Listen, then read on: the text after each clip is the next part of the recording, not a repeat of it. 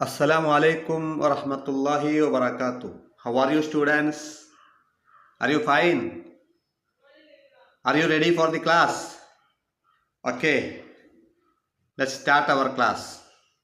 കഴിഞ്ഞ ക്ലാസ്സിൽ നമ്മൾ എന്തൊക്കെ പഠിച്ചു? മയ്യത്ത് നമസ്കാരത്തിലെ പ്രധാനപ്പെട്ട ഒരു പ്രാർത്ഥന,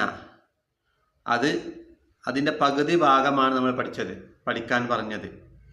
എല്ലാവരും അത് പഠിച്ചിട്ടുണ്ടാകും ഇല്ലേ? പഠിച്ചിട്ടില്ലേ? നിങ്ങൾക്കിപ്പോൾ കോളുകളൊക്കെ വരുന്ന ടൈമാണ്.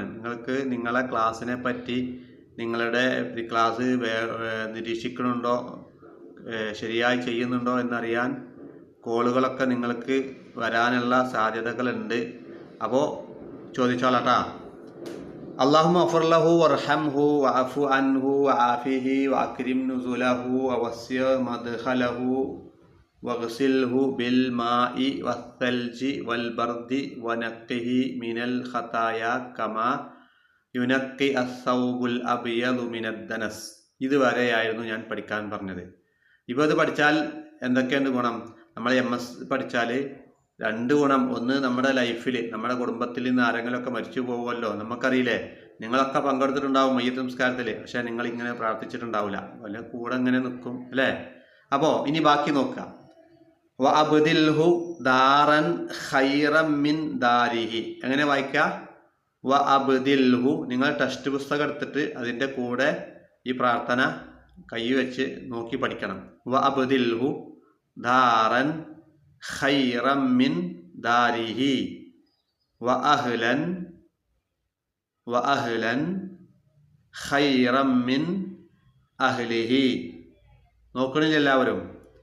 വസൗജൻ ഖൈറൻ മിൻ സൗജിഹി വ അദ്ഖിൽഹുൽ ജന്നത വ അഇദ്ഹു മിൻ അദാബിൽ ഖബർ വ മിൻ അദാബിൻ നാർ.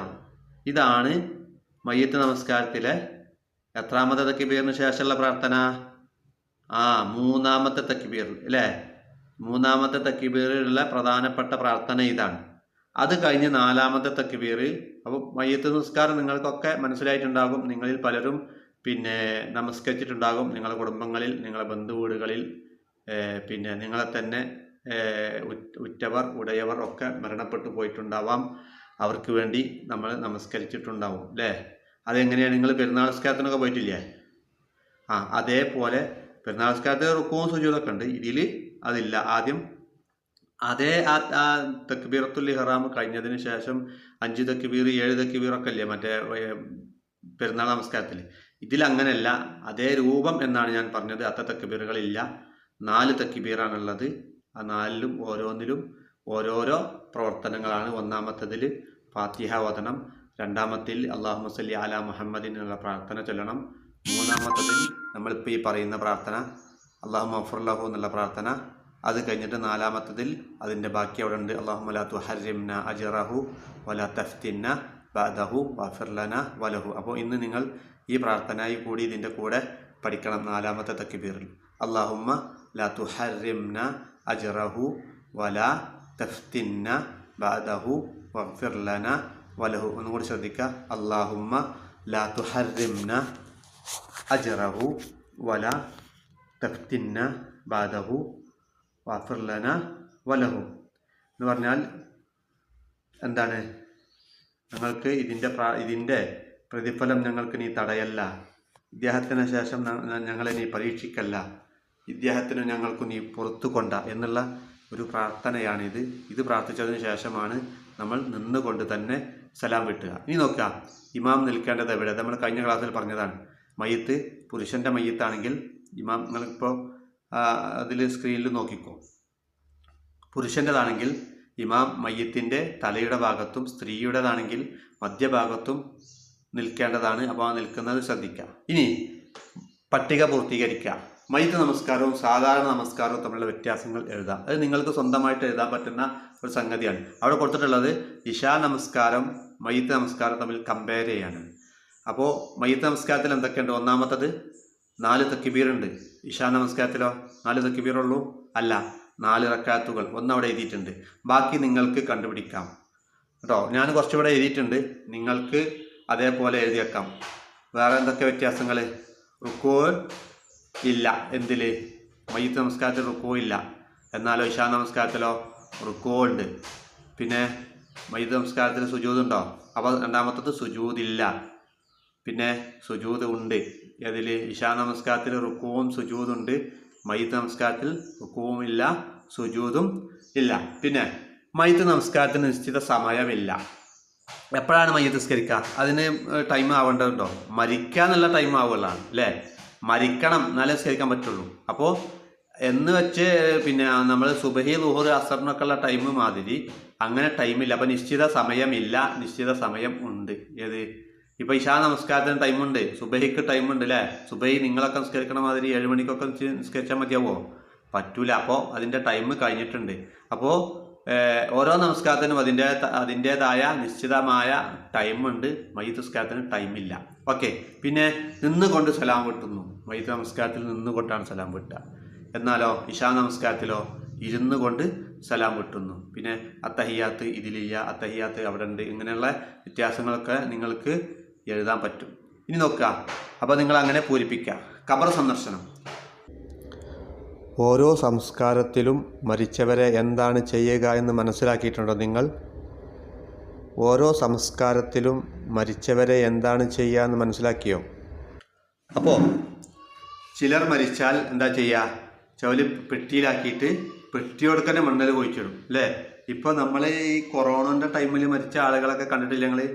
അത് അങ്ങനെ തന്നെ പിന്നെ ചുറ്റിപ്പൊതിഞ്ഞിട്ടാണ് ചെയ്യാൻ. ഒരു പ്രത്യേക സാഹചര്യത്തിൽ അങ്ങനെ ചെയ്യുന്നത്. ചില ആളുകൾ കത്തിച്ചിട്ട് എന്ത് ചെയ്യും? വെണ്ണൂറാക്കും. എന്നിട്ട് ആ വെണ്ണൂറ് കുളത്തിലൊക്കെ നിറച്ചിട്ട് പിന്നെ അതേപോലെയുള്ള പുഴകളിൽ നദികളിലൊക്കെ കൊണ്ട് ഒഴുക്കും. പിന്നെ അപ്പോൾ പുണ്യ നദികളിൽ കൊണ്ടുപോയിട്ട് ഒഴുക്കും. അത് ചിതാഭസ്മം എന്നൊക്കെ നിങ്ങൾ കേട്ടിട്ടില്ലേ? ചിത എന്ന് പറഞ്ഞാൽ അങ്ങനെ പിന്നെ കത്തി തീർന്ന സ്ഥലത്തുണ്ടാകുന്ന അത് ഇന്നവരൊക്കെ അങ്ങനെ ചെയ്യാം. മുസ്ലിം മരിച്ചു കഴിഞ്ഞാൽ മയ്യിത്ത് ഖബറിൽ മണ്ണിൽ വെച്ച് മൂടാനാണ് നബി പഠിപ്പിച്ചത്. അപ്പോൾ നമ്മൾ ഇതൊക്കെ കഴിഞ്ഞ രീതിയിൽ പറഞ്ഞതാണ്. ഒരാൾ മരിച്ചാൽ നമ്മൾ എന്തൊക്കെ ചെയ്യണം എന്നുള്ള കാര്യങ്ങളൊക്കെ. ഇനി നോക്കാം. ഖബറുകൾ കാണുന്ന മനുഷ്യന് മരണത്തെപ്പറ്റിയും മരണാനന്തര ജീവിതത്തെപ്പറ്റിയും ഓർമ്മ വരുന്നു. ഖബർ സന്ദർശിക്കുവാൻ നബി നിർദ്ദേശിച്ചിട്ടുണ്ട്. നബി സല്ലല്ലാഹു അലൈഹി വസല്ലമയുടെ പ്രത്യേക നിർദ്ദേശമുണ്ട്. നിങ്ങൾ ഖബറുകൾ സന്ദർശിക്കണം. അതെന്താണ്? അത് നിങ്ങൾക്ക് മരണഭയം ഉണ്ടാക്കും എന്ന് പറഞ്ഞിട്ടുണ്ട്. ഖബർ സന്ദർശിക്കുമ്പോൾ ഖബറിലുള്ളവർക്ക് വേണ്ടി ഇങ്ങനെ പ്രാർത്ഥിക്കണം. എങ്ങനെ? അസ്സലാമു അലൈക്കും ദാറ ഖൗമിൻ മുഅ്മിനീന വ ഇന്നാ ഇൻഷാ അല്ലാഹു ബിക്കും ലാഹിഖൂൻ. ഇതിൽ ചെറിയ ചെറിയ പ്രാർത്ഥനകളാണ് ഈ പാഠത്തിലുള്ളത്. അത് നിങ്ങൾ പഠിക്കണം. ഇപ്പോൾ നമ്മൾ പറയുന്നത് ഖബർ സന്ദർശിക്കുമ്പോഴുള്ള പ്രാർത്ഥനയാണ്. അസ്സലാമു അലൈക്കും. ഇതിലുള്ള പദങ്ങളൊക്കെ സുപരിചിതമാണ്. അസ്സലാമു അലൈക്കും എന്ന് പറയാൻ നിങ്ങൾക്ക് അറിയില്ലേ? പിന്നെ ദാറ ഖൗമിൻ മുഅ്മിനീൻ വ ഇന്നാ ഇൻഷാ അല്ലാഹു ബിക്കും ലാഹിഖൂൻ. ഇങ്ങനെയുള്ള പ്രാർത്ഥനയാണ് ഇത് നിങ്ങൾ പഠിക്കാം. ഒന്നുകൂടി നോക്കുക. അസ്സലാമു അലൈക്കും ദാറ ഖൗമിൻ മുഅ്മിനീൻ വ ഇന്നാ ഇൻഷാ അല്ലാഹു ബിക്കും ലാഹിഖൂൻ. വിശ്വാസികളുടെ സമൂഹമേ, അതിൻ്റെ മീനിങ് ആണ്. വിശ്വാസികളുടെ സമൂഹമേ, നിങ്ങൾക്ക് അള്ളാഹുവിൻ്റെ സമാധാനം വർഷിക്കട്ടെ. അള്ളാഹു ഉദ്ദേശിച്ചാൽ ഞങ്ങളും നിങ്ങളോട് ചേരുന്നതാണ്. ഇതാണ് ആ പ്രാർത്ഥന. അവരെ വിളിച്ചിട്ട് അവരെ വിളിച്ച് പ്രാർത്ഥിക്കല്ല, അവരെ വിളിച്ചിട്ട് നമ്മൾ പറയാണ് വിശ്വാസികളുടെ സമൂഹമേ. അതിൽ കിടക്കുന്നതൊക്കെ വിശ്വാസികളല്ലേ ആയിരിക്കും. വിശ്വാസികളാണ് അവിടെ ഉണ്ടാവുക. പിന്നെ അവർക്ക് നിങ്ങളിൽ സമാധാനം ഉണ്ടാവട്ടെ. അതാണ് അസ്സലാമു അലൈക്കും എന്ന് പറഞ്ഞത്. എന്നിട്ടോ അള്ളാഹു ഉദ്ദേശിച്ചാൽ ഞങ്ങളും നിങ്ങളോട് ചേരുന്നതാണ്. അള്ളാഹു ഉദ്ദേശിച്ചാൽ ഇന്നല്ലെങ്കിൽ നാളെ. നമ്മൾ എപ്പോഴാണ് മരിക്കാന്ന് പറയാൻ പറ്റുമോ? അല്ലേ? ഇന്നലെ കിടന്ന ആളുകൾ ഇന്ന് രാവിലെ നിങ്ങൾ കേട്ടിട്ടുണ്ടോ മരിച്ചു അല്ലേ? അതാണ് നമ്മുടെ സ്ഥിതി. അപ്പോൾ നമ്മളും നിങ്ങളോട് കൂടെ ചേരാനുള്ളതാണ് അള്ളാഹു ഉദ്ദേശിക്കുകയാണെങ്കിൽ എന്ന് ആണ് ഈ പ്രാർത്ഥനയുടെ ചുരുക്കം.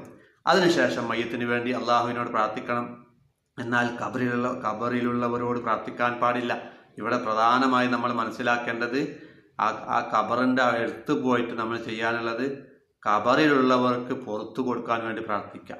എന്നാൽ ഖബറിലുള്ളവരോട് പ്രാർത്ഥിക്കാൻ പാടില്ല അല്ലേ? അവരൊക്കെ ആരാണ്? നമ്മളെ പ്രാർത്ഥന കേൾക്കാൻ കഴിവുള്ളവരാണോ ഖബറിലുള്ളവർ? അല്ല. നമ്മളെ മാതിരി ഇവിടെ ജീവിച്ചിരുന്ന ആളുകളാണ്. മരിച്ചു കഴിഞ്ഞാൽ എന്താ? ഉള്ള കഴിവൊക്കെ നഷ്ടപ്പെട്ടു, പിന്നെ കഴിവില്ല. അത് ആർക്കേ അറിയുള്ളൂ? അള്ളാഹുവാണ് ഏറ്റവും കഴിവുള്ളവൻ. അള്ളാഹുവിൻ്റെ അത്ര കഴിവുള്ളത് ആരുമില്ല അല്ലേ. എല്ലാം കാണുന്നവൻ അള്ളാഹുവാണ്. എന്നാൽ സൃഷ്ടികളോ എല്ലാം കാണുന്നുണ്ടോ? ഇല്ല. ഇപ്പം നിങ്ങൾ ഓൺലൈൻ ക്ലാസ്സിൽ ശരിക്കും കൃത്യമായി പങ്കെടുക്കും എന്ന് എനിക്കറിയുന്നില്ല. കാരണം എന്താ? എനിക്ക് ചില പരിമിതികളുണ്ട്. എന്നാൽ അള്ളാഹു ഏറ്റവും മഹാനാണ്, ഉന്നതനാണ്. നിങ്ങളെ എല്ലാ ചെയ്തികളും എല്ലാ പ്രവർത്തനങ്ങളും നിങ്ങളെ ഹൃദയങ്ങളിൽ മറച്ചു വെക്കുന്നത് വരെ അള്ളാഹു അറിയുന്നതാണ്. അതുകൊണ്ട് ഖബറിലുള്ളവരോട് നിങ്ങൾ അതാണ് വ്യത്യാസം. നിങ്ങൾ ചോദിക്കാൻ പാടില്ല. ഖബറിലുള്ള ആളുകളോട് നമ്മൾ സഹായം അർത്ഥിക്കാൻ പാടില്ല. നമ്മൾ അവർക്ക് വേണ്ടി അള്ളാഹുവിനോട് പ്രാർത്ഥിക്കുക. അതാണ് ചെയ്യേണ്ടത്. മയ്യത്തിന് വേണ്ടി അള്ളാഹുവോട് പ്രാർത്ഥിക്കുക. എന്നാൽ ഖബറിലുള്ളവരോട് ചോദിക്കുക. അപ്പോൾ ഈ കാര്യങ്ങളിൽ ഒന്നുകൂടി നമ്മൾക്ക് കുറേ കാര്യങ്ങൾ കൂടി പഠിക്കാനുണ്ട് കേട്ടോ. അത് നമ്മൾ അടുത്ത ക്ലാസ്സിൽ പറയാം. ഇന്ന് നിങ്ങൾ ഈ 2 പ്രാർത്ഥനകൾ നമ്മൾ പുതിയതായിട്ട് പഠിച്ചിട്ടുണ്ട്. ചെറിയ പ്രാർത്ഥനയാണ്. കഴിഞ്ഞ ക്ലാസ്സിലെടുത്ത ആ പ്രാർത്ഥനയുടെ ബാക്കി. അതോടുകൂടി അല്ലാഹുമ്മ ലാ തുഹരിംന അജ്റഹു വലാ തഫ്തിന്ന ബഅദഹു വഗ്ഫിർ ലനാ വലഹു എന്നുള്ള പ്രാർത്ഥന. അതേപോലെ അസ്സലാമു അലൈക്കും ദാറ ഖൗമിൻ മുഅ്മിനീന വ ഇന്ന ഇൻഷാ അല്ലാഹു ബിക്കും ലാഹിഖൂൻ. ഈ പ്രാർത്ഥനയും നിങ്ങൾ പഠിക്കണം. പിന്നെ അതോടൊപ്പം ഈ നിങ്ങളുടെ പുസ്തകത്തിൽ പേജ് നമ്പർ 37 ഒരു വർക്കുണ്ട്. മയ്യിദ് നമസ്കാരം ഇശാ നമസ്കാരം തമ്മിലുള്ള വ്യത്യാസം. അത് നിങ്ങളെ നോക്കി എഴുതാതിൽ കാണിക്കാം. ഓക്കെ. നിങ്ങൾക്ക് സ്വന്തമായിട്ട് എഴുതാൻ പറ്റുന്ന ഒരു സിമ്പിൾ വർക്കേ അതുള്ളൂ അല്ലേ. പിന്നെ അവിടെ കണ്ടതിലൊരു ഫോട്ടോ മയ്യിത്ത് ഖബർ സന്ദർശിക്കുമ്പോഴുള്ള പ്രാർത്ഥന നമ്മൾ പറഞ്ഞു. അതും നിങ്ങൾക്ക് പഠിക്കാനുള്ളതാണ്. അത് കഴിഞ്ഞതിന് ശേഷം നമുക്ക് ഈ ക്ലാസ് അവസാനിപ്പിച്ചിട്ട് ഇതിലെ ക്വസ്റ്റ്യൻ ആൻസർ എഴുതാം അടുത്ത ക്ലാസ്. അപ്പോൾ ഈ ക്ലാസ്സോട് കൂടി നിങ്ങൾ ഇതിലുള്ള പ്രാർത്ഥനകളൊക്കെ പഠിക്കണം. ഇനിയുള്ള ദിവസങ്ങൾ വളരെ പ്രധാനപ്പെട്ടതാണ്. നമുക്ക് പെട്ടെന്ന് സ്പീഡിൽ പോയാലേ നമ്മളെ പാഠങ്ങൾ തീരുള്ളൂ. ഓക്കെ, എന്നാൽ അസ്സലാമു അലൈക്കും.